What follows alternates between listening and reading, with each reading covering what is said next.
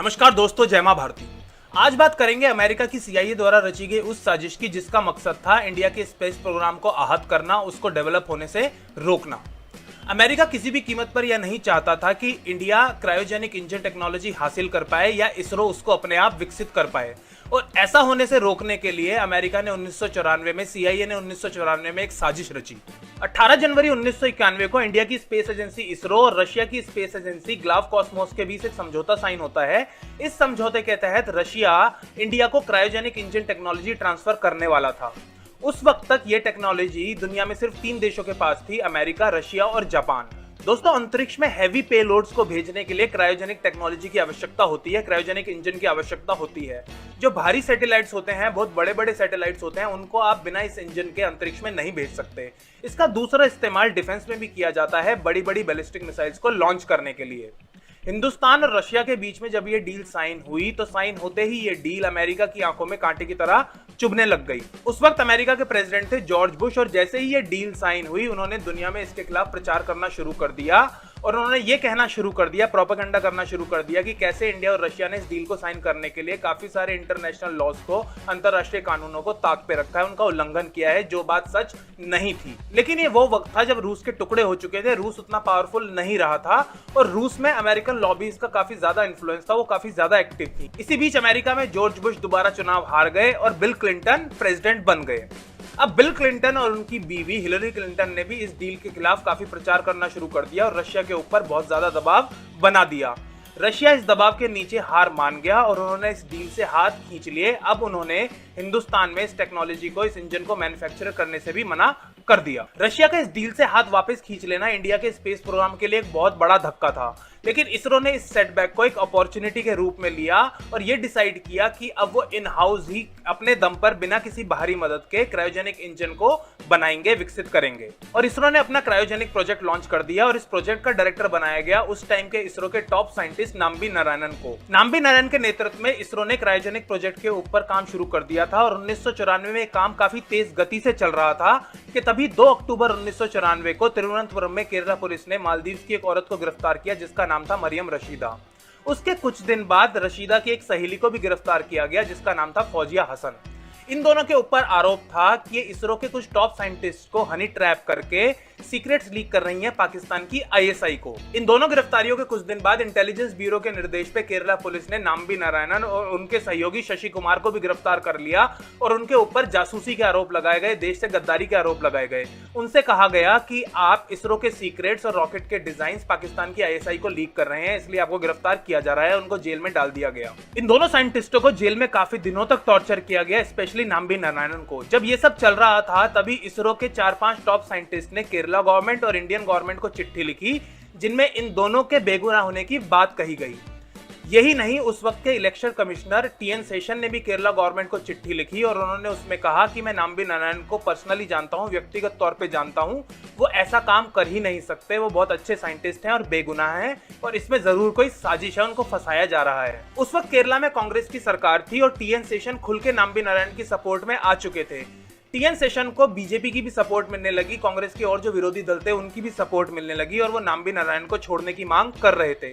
इसी दबाव के चलते कांग्रेस ने, केरला गवर्नमेंट ने ये जांच सीबीआई के हवाले कर दी। 20 दिन की इन्वेस्टिगेशन के बाद सीबीआई ने कोर्ट में अपनी रिपोर्ट सबमिट कर दी। इस रिपोर्ट में कहा गया कि नाम्बी नारायणन और शशि कुमार के खिलाफ कोई सबूत नहीं मिला है जिससे ये साबित हो सके कि ये दोनों गद्दार हैं या आईएसआई को कोई भी सीक्रेट्स लीक कर रहे थे। उस रिपोर्ट में कहा गया कि इन दोनों मालदीव्स की औरतों के बयान के अलावा कोई भी इंडिपेंडेंट सबूत नहीं मिला है जो इन आरोपों को सपोर्ट कर सके। साथ ही रिपोर्ट में यह भी कहा गया कि इस पूरे केस से किसी साजिश की बदबू आती है, कोई इंटरनेशनल बाहरी हाथ होने की बदबू आती है। सीबीआई की इस रिपोर्ट के बाद केरला में इस मुद्दे पे बवाल और भी ज्यादा बढ़ गया और जेल में 50 दिन गुजारने के बाद नाम्बी नारायणन को जमानत मिल गई। इसी बीच कांग्रेस भी केरला में चुनाव हार गई और जो नई सरकार बनी वो थी सीपीआई की। केरला की नई सरकार ने भी सीबीआई की रिपोर्ट को मानने से इनकार कर दिया और इस रिपोर्ट को, सीबीआई की जांच को हाई कोर्ट में चैलेंज कर दिया। लेकिन हाई कोर्ट ने भी नाम्बी नारायणन के ही पक्ष में फैसला सुनाया और उन्होंने कहा कि कोई भी सबूत ऐसा नहीं है जिससे इंडिपेंडेंटली ये साबित हो सके कि नाम्बी नारायणन जासूसी कर रहे थे, कोई भी सीक्रेट आईएसआई को लीक कर रहे थे और उनको बाइज्जत बरी कर दिया। केरला गवर्नमेंट हाई कोर्ट के फैसले को लेकर सुप्रीम कोर्ट गई जहां पर भी नाम्बी नारायणन की ही विजय हुई।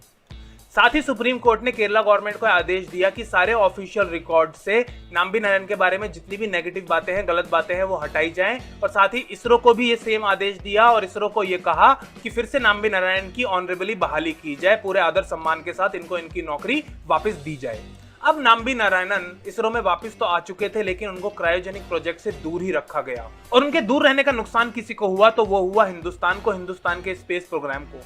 उनके अरेस्ट होने की वजह से हिंदुस्तान का स्पेस प्रोग्राम 20 साल पीछे चला गया। 1994 में नाम्बी के नेतृत्व में इसरो क्रायोजेनिक इंजन डेवलप करने के बहुत ज्यादा नजदीक था, लेकिन वो अरेस्ट हो गए और इंडिया 20 साल लेट हो गया क्रायोजेनिक टेक्नोलॉजी विकसित करने में। अपने साथ हुई नाइंसाफी की शिकायत लेके 2001 में Nambi Narayan human rights commission गए और ह्यूमन राइट्स कमिश्नर ने उनके पक्ष में फैसला सुनाते हुए केरला गवर्नमेंट को निर्देश दिए कि नाम्बी नारायणन और शशि कुमार दोनों को 10-10 लाख का मुआवजा दिया जाए। लेकिन नाम्बी नारायण सिर्फ मुआवजा नहीं चाहते थे, वो चाहते थे कि केरला पुलिस के उन अधिकारियों के खिलाफ भी कार्रवाई हो जिन्होंने उनके खिलाफ झूठा केस बनाया। और इसी मांग को लेकर वो केरला हाई कोर्ट भी गए। केरला हाई कोर्ट ने नाम्बी नारायण के साथ सहानुभूति जताई, लेकिन पुलिस अधिकारियों के खिलाफ एक्शन लेने से मना कर दिया। हाई कोर्ट का कहना था कि केरला पुलिस राज्य सरकार के अंतर्गत आती है और हाई कोर्ट उनको निर्देश नहीं दे सकती। नाम्बी नारायण हाई कोर्ट के इस फैसले को लेकर सुप्रीम कोर्ट गए और 2015 में सुप्रीम कोर्ट ने बड़ा ही क्रिएटिव फैसला सुनाया। सुप्रीम कोर्ट ने कहा कि उन अधिकारियों के खिलाफ तो कार्रवाई अब नहीं की जा सकती क्योंकि ज्यादातर अधिकारी रिटायर भी हो चुके हैं, लेकिन जो मुआवजा है 10-10 लाख का, उन्होंने केरला सरकार को निर्देश दिया कि ये मुआवजा उन पुलिस अधिकारियों से ही वसूला जाए जिन्होंने नाम्बी नारायण और शशि कुमार के खिलाफ झूठा केस बनाया था। दोस्तों, इस केस के बाद जब हिंदुस्तान में कांग्रेस की सरकार थी और इंद्र कुमार गुजराल प्राइम मिनिस्टर थे, उस वक्त रॉ ने उनको काफी सारे सबूत दिए, सेंट्रल गवर्नमेंट को काफी सारे सबूत दिए कि हिंदुस्तान के इंटेलिजेंस ब्यूरो में अमेरिका की CIA ने काफी सारे मोल्स यानी कि मुखबिर प्लांट कर रखे हैं, उनके खिलाफ एक्शन लिया जाए।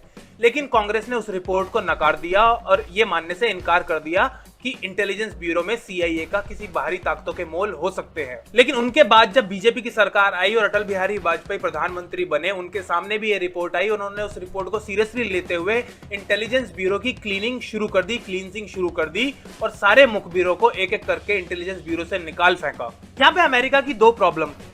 पहली प्रॉब्लम ये थी कि अमेरिका हिंदुस्तान को उस एलीट स्पेस क्लब में नहीं देखना चाहता था जहां पे अमेरिका खुद था। अमेरिका ये नहीं चाहता था कि हिंदुस्तान का इसरो अमेरिका के नासा के लेवल तक पहुंचे, उस एलीट क्लब में पहुंचे। दूसरी प्रॉब्लम अमेरिका को ये थी कि हिंदुस्तान क्रायोजेनिक टेक्नोलॉजी का इस्तेमाल अपनी लॉन्ग रेंज बैलिस्टिक मिसाइल्स को डेवलप करने के लिए भी कर सकता है और ये ऐसी मिसाइल्स हो सकती हैं जिनकी पहुंच अमेरिका तक भी हो। ये दोनों बातें अमेरिका को गवारा नहीं थी और ऐसा ही होने से रोकने के लिए अमेरिका ने 1994 में अमेरिका की CIA ने साजिश रची। खैर, अमेरिका और CIA हिंदुस्तान को क्रायोजेनिक टेक्नोलॉजी विकसित करने से रोक तो नहीं पाए, लेकिन उसको 20 साल पीछे जरूर कर दिया। अगर CIA ने साजिश ना रची होती और हमारे खुद के लोग, केरला पुलिस के लोग और इंटेलिजेंस ब्यूरो के लोग CIA के हाथों ना बिके होते तो हमारा स्पेस प्रोग्राम आज नासा के लेवल का होता, शायद नासा से भी ऊपर होता। दोस्तों, अगर आपको वीडियो पसंद आया तो प्लीज लाइक कीजिए, शेयर कीजिए और चैनल को सब्सक्राइब कीजिए। जल्दी मिलते हैं एक और वीडियो के साथ। जय मां भारती, जय हिंद।